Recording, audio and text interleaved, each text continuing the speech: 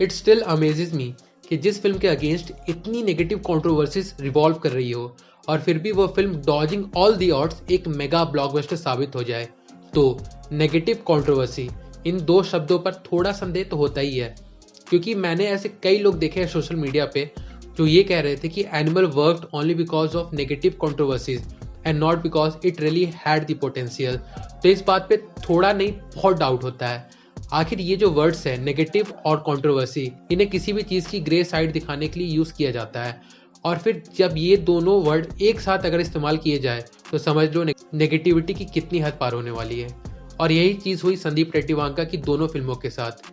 और इन दो मूवीज़ के नॉट लवर्स का ये कहना है कि ये सिर्फ कंट्रोवर्सी, और उसमें भी सिर्फ नेगेटिव कंट्रोवर्सी की वजह से चली है।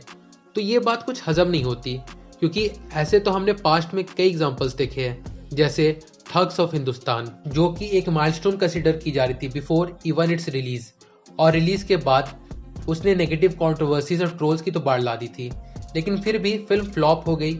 And the same scenario happened with Race 3।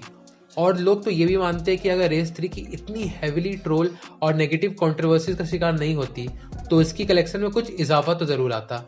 और फिर थैंक यू फॉर कमिंग, जो कि भले एक लिमिटेड बजट पर बनी हुई फिल्म थी और इसे क्रिटिक्स ने वेल रिसीव्ड भी किया था, still having negative controversies all around it, it failed so badly that even the trolling audience didn't even bother to watch it completely। अब यहाँ पर एक बात क्लैरिफाई करना चाहूंगा कि yes, negative controversy do work, but उसके साथ फिल्म में ऑडियंस को एंगेज करने लायक स्क्रीन प्ले और सीन्स भी होने चाहिए। और पास्ट में ऐसे एग्जांपल्स रहे हैं like Padmaavat, the Kashmir files, PK, the Kerala story. अब वापस से संदीप रेड्डी वांगा की फिल्मों पर पूरी तरह से आए तो Kabir Singh will be considered among those films जिसने एक दीवार तोड़ी थी जो कि रियलिटी और फिक्शन के बीच रहती है। लाइक एनिमल में कबीर सिंह की बस एक एसेंस को कैरी करते हुए बिल्कुल अलग वर्ल्ड बिल्डिंग की गई है। More arrogant characters, more toxic vibes, proper involvement of antagonist, and lastly each and every male character was in the grey shade.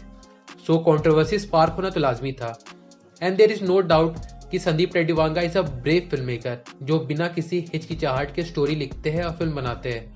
And Bollywood at least need film makers like this, वरना संदीप रेड्डी वांगा के बाद अनुराग कश्यप, अनुभव सिन्हा, हंसल मेहता ऐसे कुछ directors बचे हैं who have the guts to show whatever the hell they want. And because of them, we have got films like Gangs of Wasseypur, Ugly, Article 15, Ometa। वरना audience की सॉफ्टनेस को ध्यान में रखते हुए अगर ये भी फिल्म बनाने लगे तो कुछ दिनों में पोगो ही इन्हें हायर कर लेगा।